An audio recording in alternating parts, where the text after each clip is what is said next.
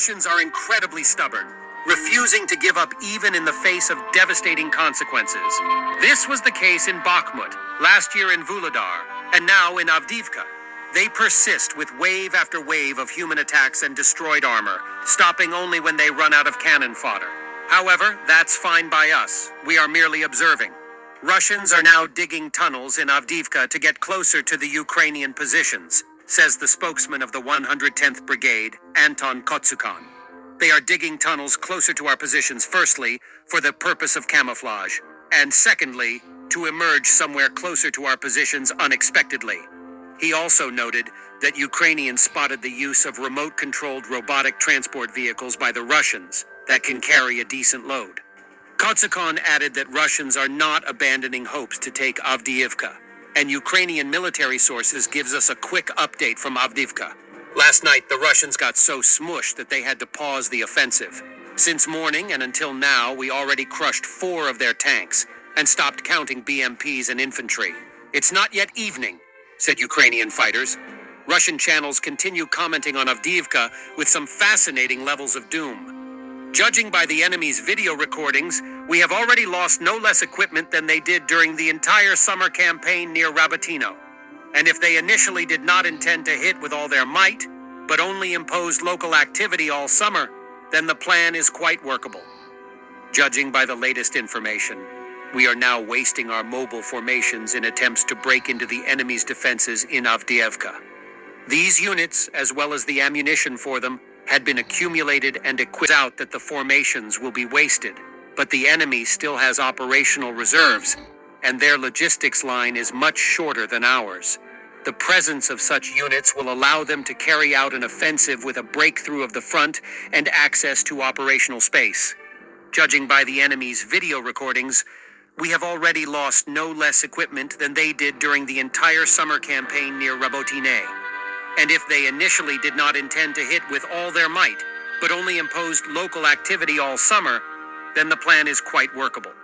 Over the summer, exchange our trained and active units for their infantry, which is easier with mobilization reserve. Permanent mobilization. Hello. Prevent formations from recovering over summer. Keep the entire area under tension and constantly grind down the trained corps. I see only one way out in Avdiivka. Don't throw in a new battalion every day with the expectation that, well, these ones will definitely hook in now. But stop and think. These are echoes of the tactics of the First World War and meat grinders. We are already at a much different level of technical development. We can afford to hammer their first and second lines for a week, not allowing rotations and supplies. During this time, establish communication, which again does not exist, and interaction. This is provided that we need Avdiivka itself like air. If anyone was inspired by Wagner and the operation in Artyomovsk, then remember the amount of iron that was rained down on the enemy's heads every day, and that level of organization and interaction. We have enough iron to bury Avdiivka, not for one PR day of artillery strikes, but for weeks and months. If you can't take it with precision, take with mass. We'd rather build new cities than dig graves. If you can't break through a wall with your head, try to think with your head. Otherwise, you might break it. And according to the Russian public channels, Ukrainians are not releasing pressure in the Zaporizhzhia direction, continuously using all available weaponry, receiving supplies from Western allies.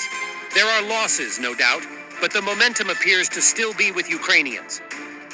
Ukrainian Bradleys spearheading the assault on Russian trenches in Verbova, Zaporizhzhia, front line.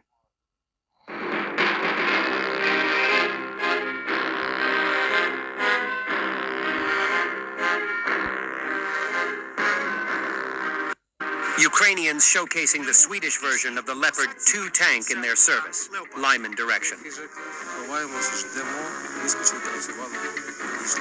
Командир цієї бойової машини Віталій, некадровий військовий, майже 30 років він відпрацював шахтарем. Вже був на заслуженому відпочинку.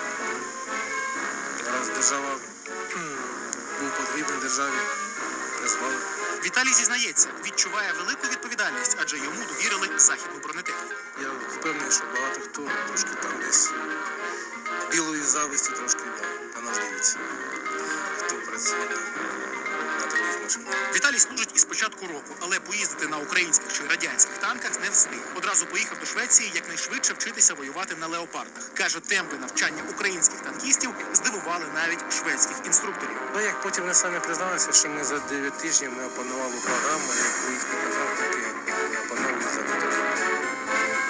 Точно так. Навчання було по 12 годин.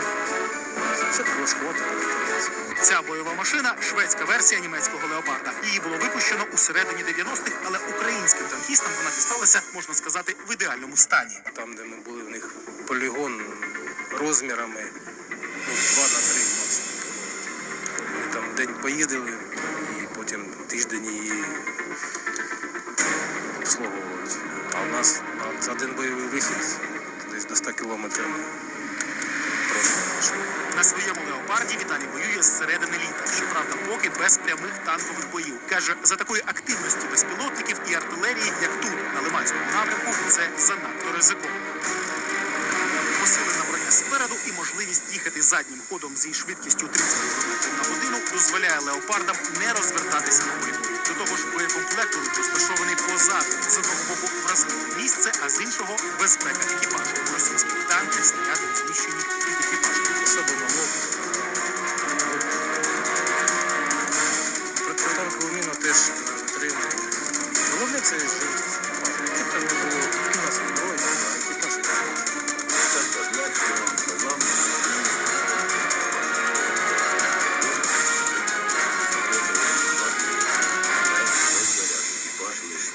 Володимир Зарядник, той самий 4-й член екіпажу, якому є що розповісти про вогневу міць. Каже, цей танк, якщо постаратися, може вразити навіть повітряну ціль. Дайте вертольот і різні. Оцею стрілою вони різні. 11 кілометрів постріл стрілець. Прицільний. Ми це проходили, знаємо, як це зробити. Нас добре вчили.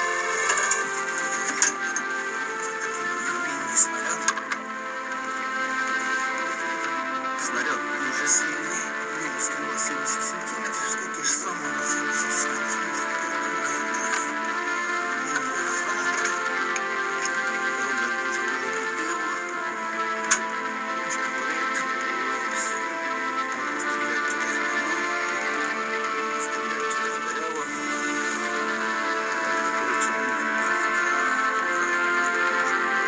Але що одразу впадає в око, коли залазиш всередину, це місткість танка.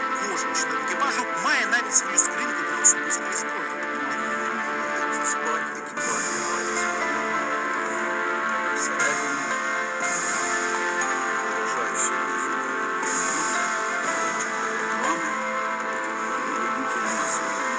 Бійці кажуть, що ця бронетехніка дає відчутну перевагу в бою. Дякую за неї західним країнам і визнають, якби не ця допомога, результат міг бути геть іншим.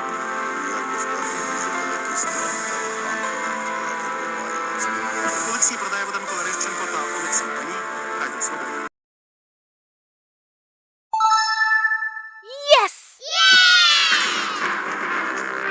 Awesome video. A warrior from the 1st Battalion of the 110th Mechanized Brigade shoots down a Russian combat aircraft over Avdiivka with a Stinger on October 18th. Rare footage.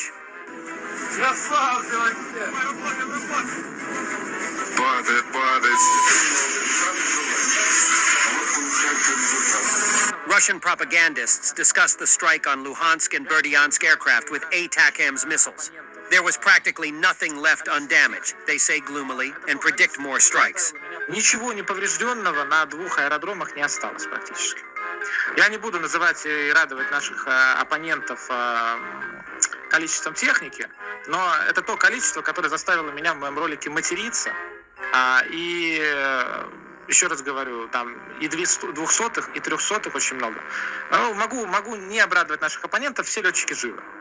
Но помимо летчиков есть и другие ребята, не менее важные, профессия которых там не менее важна. И вот там цифры, я еще не буду ничего называть. Я просто считаю, что надо взять полковника, генерала, вот прямо вырвать у него погоны, заставить его их съесть и отправить Кирилл, Я просто...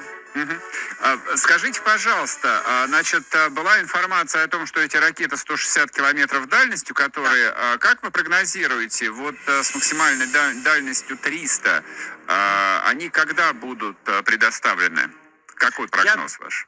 Я думаю, что после такого удачного для них и крайне неудачного для нас применения, я думаю, что в самое ближайшее время следующая партия, им же много их не надо. Надо понимать, что эти кассетные ракеты с кассетной боевой частью, они бессмысленны против окопов, Это понятно, располага, они бессполезны против техники, они вот могут только что-то вот на открытой местности. Ясно. Условно ударить по вокзалу какому-нибудь, ударить по палаточному лагерю или вот ударить по аэродрому. Поэтому много ракет передавать им не надо. Скорее всего, в ближайшее время и, скорее всего, опять в Ангу это Джанко и Бельбек. Concealed Ukrainian mortar position with a movable roof that allows for quick camouflage.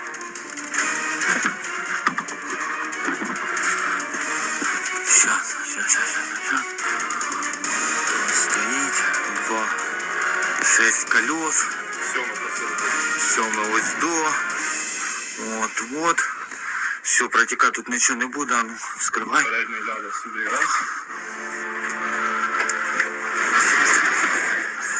Хоп, наїбенили, а стрілялись і закрились.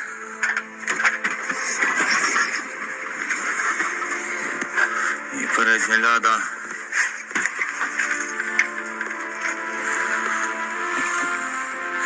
Якось так. The Swedish Starv 122 tank is in service with the armed forces of Ukraine. Lust for speed.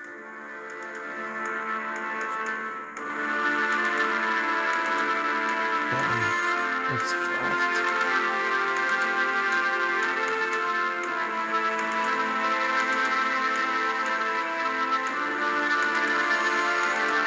That's nice.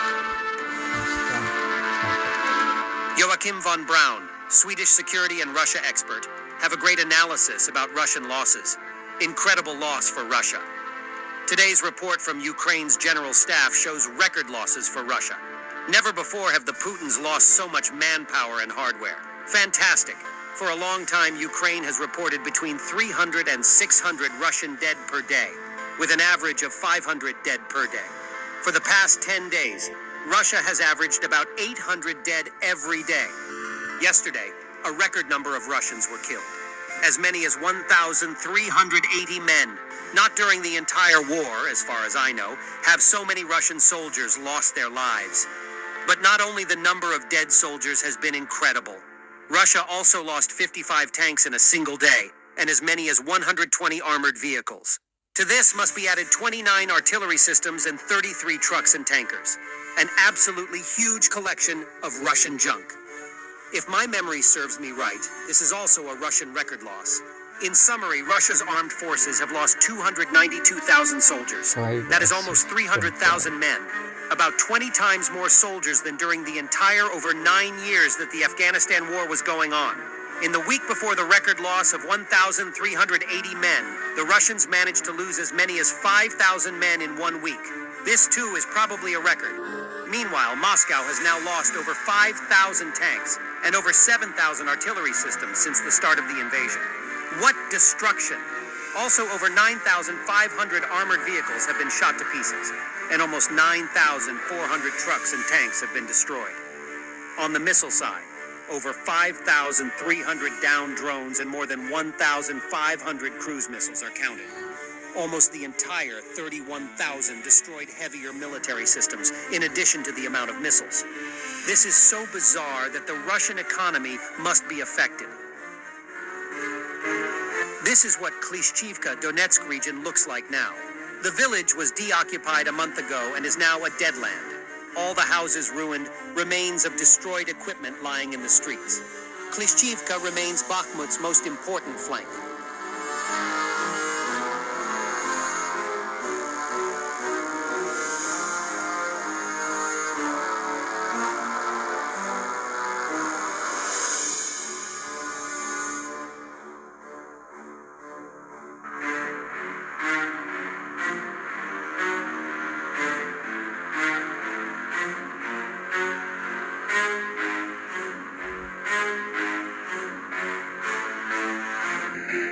Russian propagandists openly laugh at Trump and criticize his remarks about Israel and Palestine. They even praise Biden's speeches. This is a new trend in Russian propaganda shows. I wonder who is behind it. В документе был прописан план разделения территорий, отказ властей Палестины от поддержки Хамас и 50 миллиардов долларов инвестиций взамен. Правда, закончилось все тем, что Трампа рассорил обе стороны этой сделки, и отношения Палестины и Израиля были прекращены до окончания его правления. Честно говоря, по-моему, это все какое-то шило, мыло, вот эти вот все. Я вот не знаю, кто там Байдену пишет речи, Трампу, наверное, никто речи не пишет. Но у меня в последнее время стало просто вот прям у меня физическое какое-то отвращение, вот его эта манера, там, если бы я был президентом, я бы не допустил эту войну, потому что я знаю, как ее не допустить, потому что я президент, если я ее не допустил, я бы, блядь, ой, извините, ради бога, 10 слов, которые он местами переставляет, сволочь такая, все, пойду сейчас. Вы не его избираете. Не, ну правда, слушайте, и вот этот человек собирается быть опять президентом. Это его манера. Хватит, да я не про себя говорю. Идиоты идиотские. Это его манера общения. Во-первых, он сам такой, он супер самоуверенный, везде это демонстрирует. Во-вторых, это нравится его электорату. Тем, кто за него голосует. Они хотят простых решений, он им дает. Меня не Хороший волнует. человек. Я подбираю слова, да? Меня его электорат не волнует. Он мне не нравится, потому что я буду жить в своей стране дальше, но из-за того, кто будет руководить Америкой, это, в общем, тоже как будет на нас, на всех влиять. Там людям, у которых есть хоть какой-то кусочек высшего образования, многим не нравится то, что говорит Трамп. Но давайте по-честному, то, что Трамп делал, вне зависимости от его слов, было лучше, чем то, что делает Байден сейчас. Для нас, по крайней мере. And this is heartbreaking. Hello, Daddy. Little son of a fallen warrior sometimes writes letters to his father in the heavens. His dad promised him they would once climb to the top of the Statue of Motherland in Kiev together. Now the boy reads his letter to his dad from there. Eternal memory to Ukrainian defender. Папа, привіт! Ми за тобою дуже сумуємо. Соня пішла в 1 клас. Я пішов в 4 клас. Ми вчимося кататися на роликах. Мені вже 10 років. Соня вже вміє читати і писати літери. Ми ще вчимо англійську. Я допомагаю Софійці з уроками. І тепер я за головного в нашій родині. Як ти казав, я з дідусем склав для Софії парту. Пап, де ти живеш? Я з Софійкою думаємо, що ти на зірочці. Ти бачиш нас? Софійка вірить, що у тебе там є магазини, і ти присилаєш нам подарунки на Новий рік і день народження. Мама дуже сумує за тобою і часто плаче, але ми з Софійкою їй не дозволяємо. Вона пообіцяла, що більше не буде, але я бачив, що все одно плакала. Бабуся живе з нами, допомагає з уроками і водить на гуртки. Ти зможеш повернутися? Ми дуже цього хочемо. Я обіцяю стати прем'єр-міністром або популярним дослідником. Я буду гарно вчитися і обов'язково стану. Ми дуже сумуємо за тобою, любимо тебе.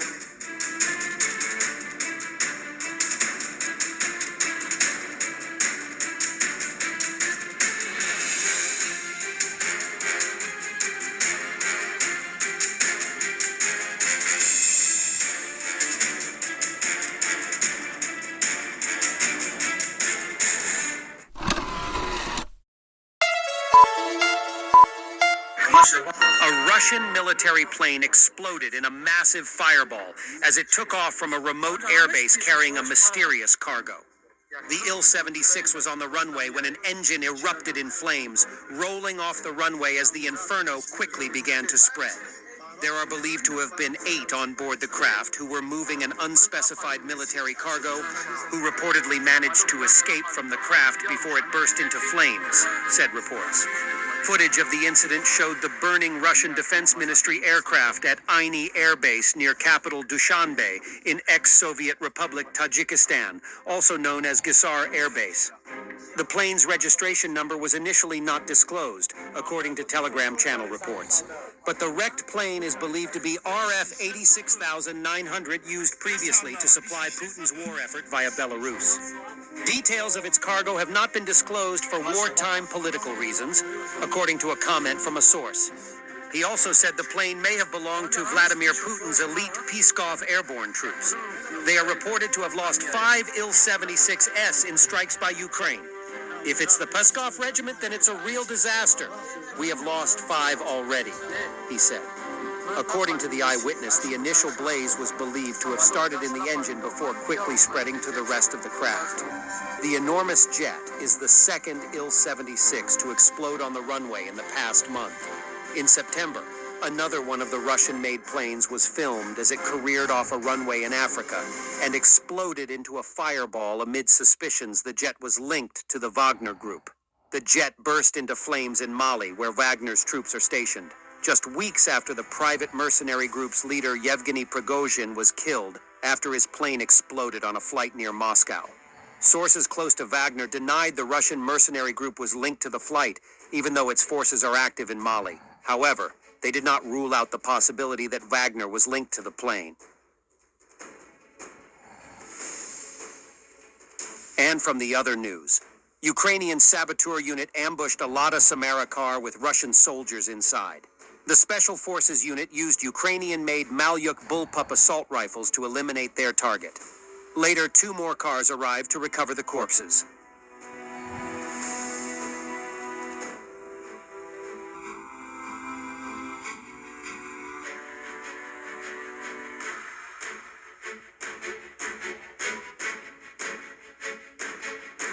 Video of the launch of a Russian Zala Lancet 3 from a ground-based slingshot launcher. I am not able to ID the unit patch. Работаем, братва. Пошел! На колеске. Ukrainians to be killed and their children to be brought up Russian. Russian propagandists discuss plans on Ukraine. We need to finish what we started. I hope we will manage it. What a sweet young blonde, isn't she? Хорошо, вот у этих погибших есть семьи, есть там сотни тысяч, миллионы детей, которые погибли от рук нашей армии. И если эти семьи и эти дети останутся под контролем существующего НАТО, да, там всякие западные советники, то как вы думаете, через сколько лет вот эти вот просят новые, да, на генетическом уровне, с враждой на генетическом уровне новые люди, да, там дети, которые будут просто расти и мечтать о том, что они будут убивать нас. Вот, поэтому, начатое нами нужно доводить до конца, много лет работать с этими людьми, с этими детьми, работать с пропагандой, там, предлагать им какие-то плюшки, возможности там, развития в русском мире, да, перепрошивать их, так сказать. И справимся ли мы с этим, конечно, я не знаю, но нам придется. Brief M109-6 Paladin artillery system review by the 47th Brigade, sometime this summer. Они были переданы нам в Рамштайне в январе. Актуально, что нужно от артиллерии? Точность и скорость работы. То есть это орудие, грубо говоря, ориентируется само. То есть оно и называется Паладин, это там был вестерн, какой-то в 60-м году. Вынул пистолет и жахнул и ускакал. Ну, по сути, эта машина может работать точно так же. То есть ей не нужна там бусоль, ей все эти советские приколы не надо. То есть она где остановилась, оттуда получила установки, оттуда стрельнула. Грубо говоря, она постоянно понимает, в какое направление у нее смотрит ствол. То есть. Поэтому все происходит очень быстро и очень точно. Ця установка і радянські, на яких працюють також зараз наші військові, ну це як Жигуль і Мерседес. Ну да, смотрите, тут есть кондиционер. Потому что в башне может быть до 45-50 градусов, если на солнце стоит. Плюс работает мотор, плюс горячий ствол, да, вот вчера у нас там почти до 80 градусов ствол нагрелся. То есть, по сути, там можно яичницу на нем жарить. Тут есть кондиционер, есть вытяжка, есть отопитель крутой. То есть зимой, я думаю, мы не будем мерзнуть, как в тех консервных банках. Вот. Управление очень, коробка полуавтоматическая, никаких рычагов, там руль как у машины. То есть, по сути, там полчаса тренировки, и уже, грубо говоря, водитель готов. Вот. Наводить ее очень просто. Ну, то есть там дисплей, то есть, ну, грубо говоря, как компьютерная игра. Заряджаємо і стріляємо. Тобто, нічого складного. Тобто, будь-яка цивільна людина, якщо вона захоче стати артилеристом і попрацювати на цих машинах, я думаю, за тиждень можна навчитись. Легенько. Аби було бажання. Якби ми працювали по протоколу, ми б вже все. Ми б здулись безстрашно. Ніхто би просто не вивозив би тяги і ніхто б не зміг би так працювати, як ми працюємо швидко. Швидко, багато. Толком не досипаючи, толком не доїдаючи, але робимо. Потому що наш полк вже кров піхоти. This is the damage caused by ATACMS cluster missiles after Ukraine did a strike on Luhansk airfield, targeting Russian military helicopters earlier this week.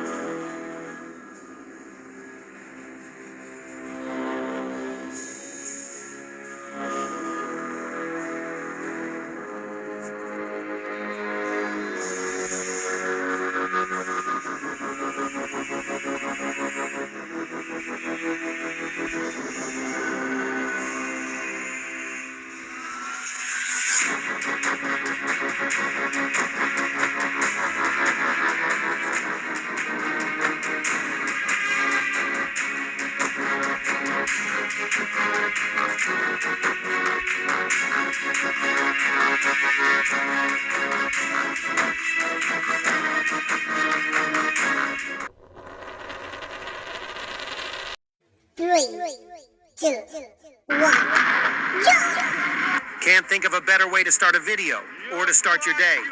Dysfunctional Russian rocket. Probably same as Putin's sex life, though. That's why he started this war.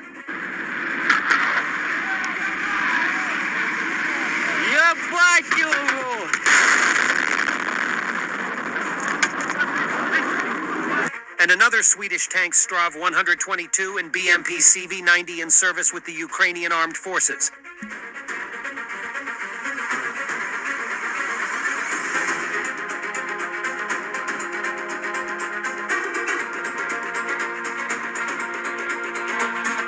Just a small snippet from the Battle of Klishchiivka.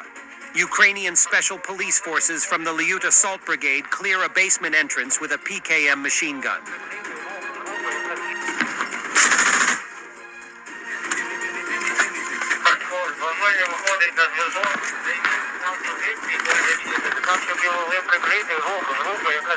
This is the work of the Kraken Special Unit of the GUR of the Ukrainian Ministry of Defense in the Kupiansk direction with the help of FPV drones.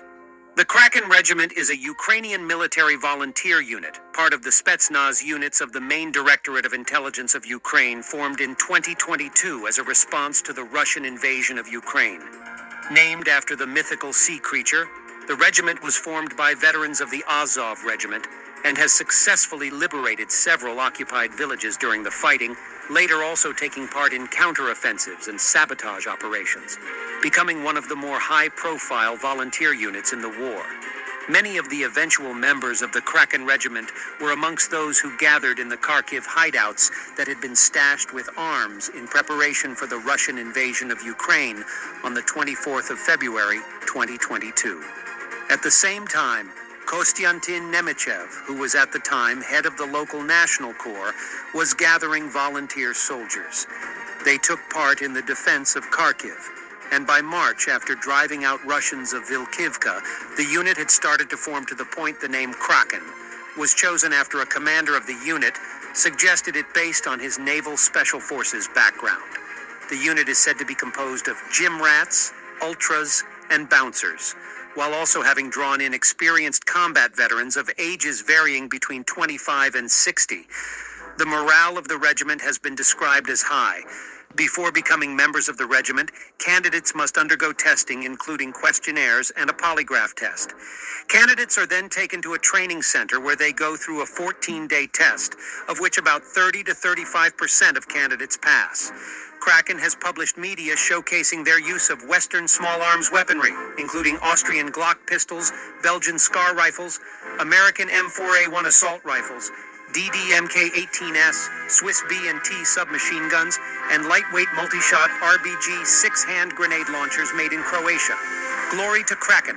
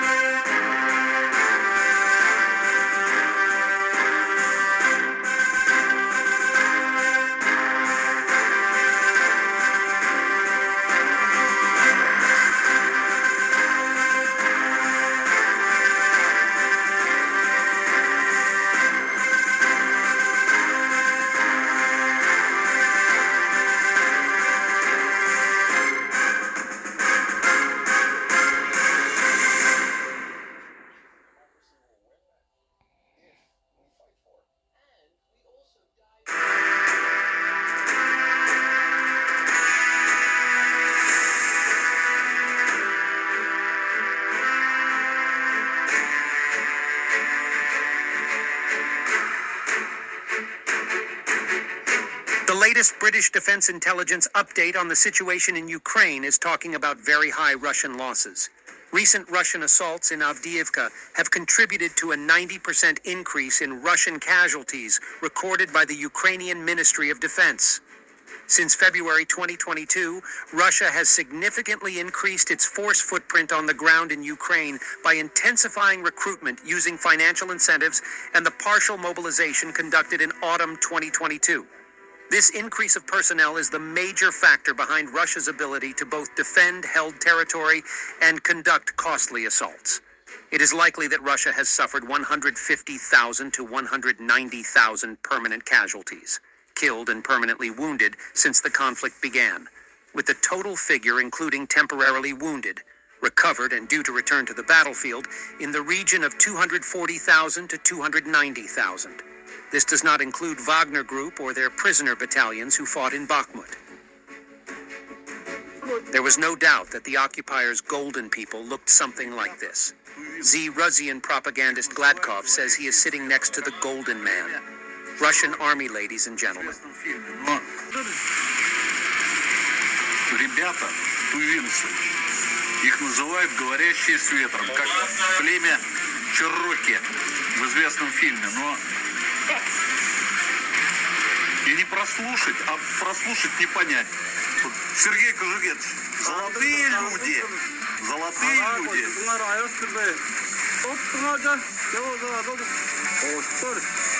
язык красивый, ну реально. This is a department of the biggest private post service in Ukraine, Nova Poshta, New Post. It is based in Kharkiv. Russian missile hit it at night. At least 6 dead and 14 wanted. Stop Russian aggression.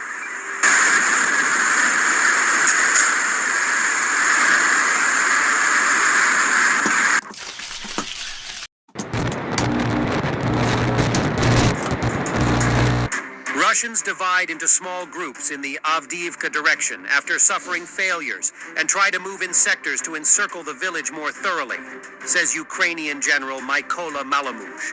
According to him, the Ukrainians are now destroying Russian advance units to tighten up the enemy's attack systems.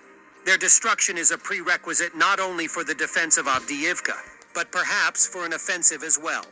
In part, Russians are now trying to advance from the south and north and are throwing more and more resources to encircle the settlement. Russians have no resources for a large-scale offensive, so all propagandist claims about that are fakes. said the representative of the Ukrainian Main Intelligence Directorate, Andriy Yusov. To repeat a full-scale offensive like the one we saw on February 24th, 2022, the occupants lack the necessary forces and resources. Those activities that are happening on some parts of the front line are really local in character. After all, they themselves publicly talk about strategic defense, which is an attempt to hold on to what they grabbed as of today, said Yusov. With that in mind, all talks about peaceful negotiations from the Russian side are, in essence, playing for time. Putin waits for election results in the USA and elections in Russia itself. After the latter, Putin can start a new wave of mobilization. He also hopes that with the new conflicts arising, the world will stop or decrease its help for Ukraine. For Ukraine, this means daily losses of our defenders and civilians' lives, destruction of infrastructure, huge economic losses, deepening of psychological trauma, and unbelievable exhaustion. Ukrainian reconnaissance spotted what they claim to be a Politorka, a 1930s pre-World War II Jazz anti-aircraft truck used by Russians to assault Ukrainian positions south of Avdiivka. Йобана мудозвотіна нахуй, дивіться на чому штурмує, пацани. Подивіться, внимательно. Це на Первомайку штурм йде, хлопці. Полуторки, блядь. Полуторки єбашуть. О, пішла арта наша робота. Зараз, нахуй, блядь, ці зажигалки будуть горіти, нахуй. Як має бути, нахуй. Їдуть опять в сторону Алмаза. Безсмертні, нахуй. Де піздець, які? Подивіться, нахуй. Я в ахуї. We have 1 million wounded. A Russian priest named the numbers of Russian army losses that he heard. If there is 1 million wounded, then according to military maths, there is 3 times less dead. About 300,000. Контингент, который нужно реабилитировать и который нужно хорошо реабилитировать. В том числе есть образовательным программами и всячески это. Ну, это те, кто прошел сейчас окопы. И у нас ведь там, я уж не знаю точные ли цифры, но около 1 миллиона раненых. Ну, по крайней мере, я слышал примерно такую цифру. Большую духовно-реабилитационную систему, я считаю, систему нужно создавать в Крыму. There is a huge Ukrainian military buildup of Marine and light forces in the Kherson area on the left bank of Dnipro. We are seeing more than 3 Marine brigades, 3 light brigades, 1 security brigade, 1 brigade of special forces, and 1 armored brigade. And that's just what we are seeing that is unclassified. Ukrainians have already created a beachhead there, so they are preparing a bigger push there. The armed forces of Ukraine knocked out the Russians from the western outskirts of Robotyny, Zaporizhia region, reports the Institute for the Study of Way.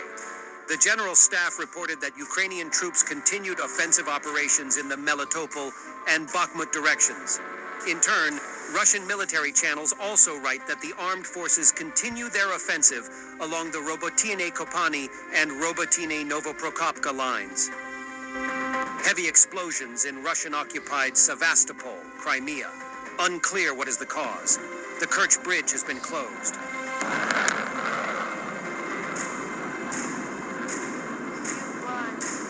Still shut down.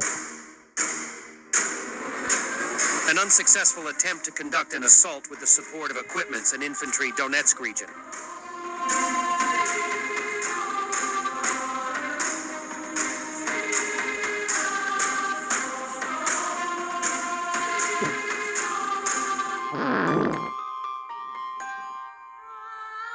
Ukrainian BMW X3 towing a MT-12 100mm anti-tank gun. What?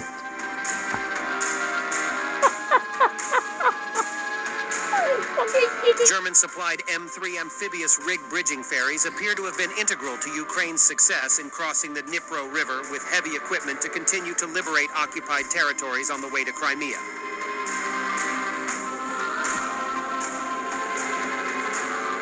Wir bilden hier ukrainische Soldaten auf der Amphibie M3 aus. In der Zeit, in der die ukrainischen Soldaten hier sind, bringen wir frei, die Amphibie an Land und auf dem Wasser zu bedienen, sodass sie am Ende befähigt sind, insbesondere Gefechtsfahrzeuge im Fährbetrieb oder über Brücken oder breite Gewässer überzusetzen.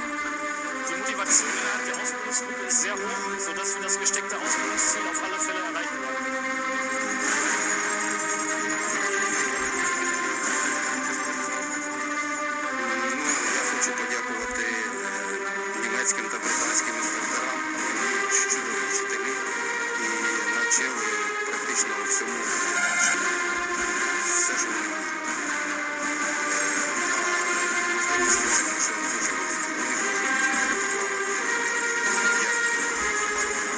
жити, так і робити містечко, Ну, на сьогоднішній день у нас питання йде по форсуванню Дніпра. І, скоріше всього, важка техніка буде перекидатися саме цими машинами. З вашою допомогою Україна переможе. This is how the UK says goodbye to its Ukrainian brothers in arms.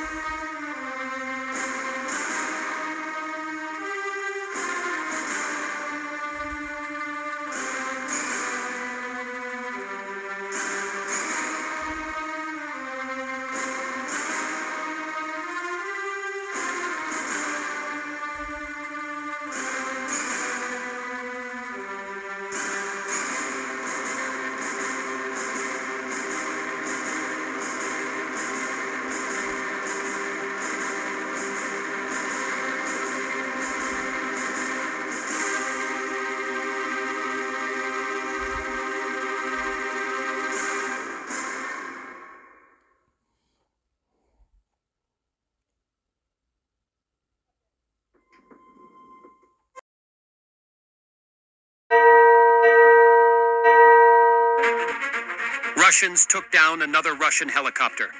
This was hinted by Fighter Bomber on his Telegram channel. It is unclear where and when this happened from the text. The very first losses of our aviation in the special military operation were from our own air defense. On the very first day of the war, I think our last crew shot down in the war will also be by our air defense. Moreover, every loss is investigated. The reason for the loss is repeated. Deceased crews are awarded the Order of Courage. Air defense crews are awarded the Order of Courage a little later, and so on in a circle. As I understand it, this suits everyone except the pilots. Moreover, lately, we have to dodge our missiles more and more often, and there is no light at the end of the tunnel. To the crew of the Mi-8 MTV-5, eternal flight. Disposal of the occupiers in the Avdiivka direction. Russian assault battalion commander was reportedly killed in Avdiivka on the 21st of October. The note about this appeared on the Russian VK social network. It is unclear how he died, but he was the son of a Russian officer who went through Afghanistan. So the loss is significant, given his position as the battalion commander. In one battle, Mykolaiv paratroopers destroyed 5 tanks and 4 enemy infantry fighting vehicles. At dawn, the Russian occupiers began an assault on the positions of the Ukrainian defenders. To achieve the effect of complete surprise, the enemy used smoke. Ukrainian intelligence noticed the advance of the enemy column in time, and the artillery of paratroopers began to inflict fiery defeat on the enemy.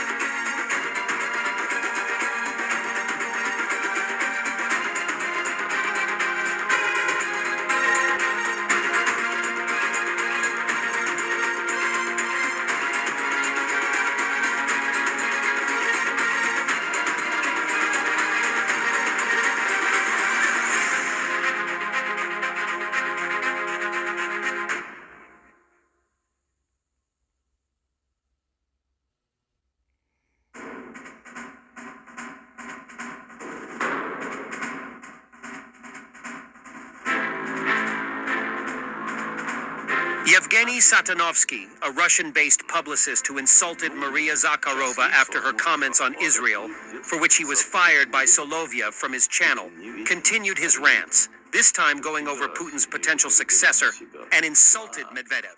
Satanovsky has been known to the wider Russian audience for at least a decade. He is a pundit who often appears on the big screen, so his critique of the authorities is actually an interesting turn. Perhaps not all that impactful, but meaningful nonetheless. Нашей страны, час X, возможность распада будет где-то в 30-е годы, потому что Путин не вечен, он стареет. Как всегда, сильные лидеры берут за себя слабеньких.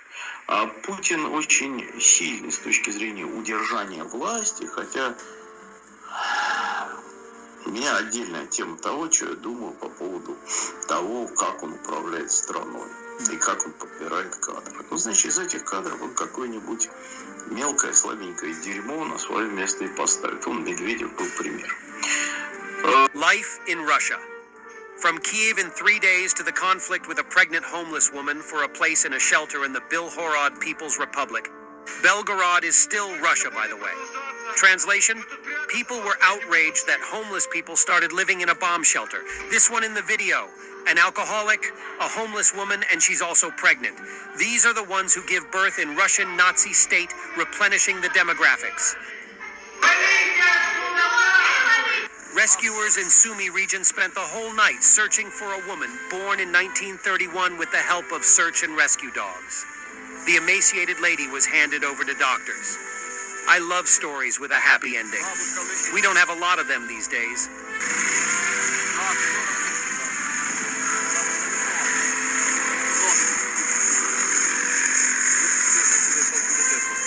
Ukrainian drone compilation.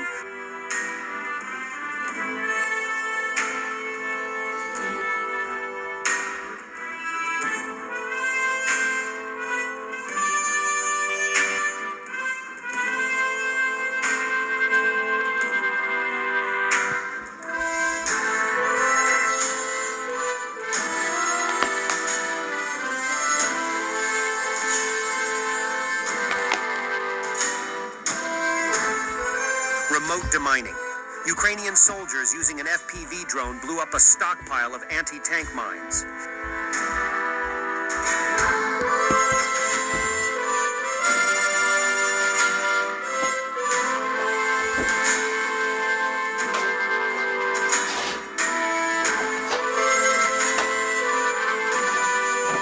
Infantry fighting vehicles play an important role in modern warfare due to their high mobility and survivability in the war zone, also helping to save lives of soldiers.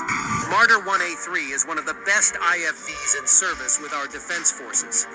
Look at the comparison of German-made Marder versus Soviet BMP-2, mainly used by the Russian army. We thank our German partners for strengthening Ukrainian army. You cannot ignore the importance of infantry fighting vehicles in the current Ukrainian campaign. Deploying the troops on the ground, providing them with cover and direct fire support. And behind me, you have one of the best vehicles for this task. It's a German-made Marder 1A3. The Marder has been a part of the German army since the 1970s. Originally designed during the Cold War, the machine has undergone significant modifications over the years. These IFVs have now made their way to Ukraine, where they are fulfilling their original purpose, engaging in combat against Soviet machinery.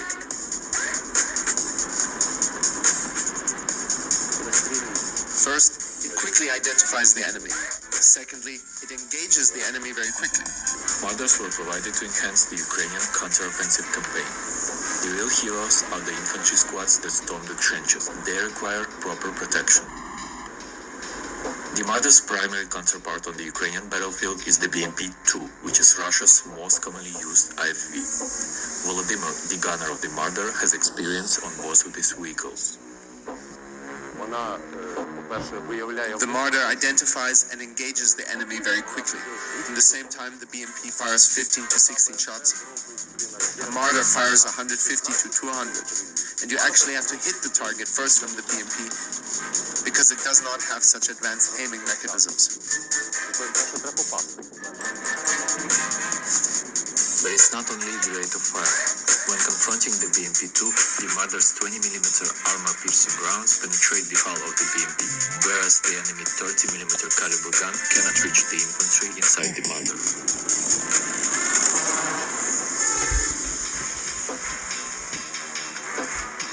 This is what we're fighting for.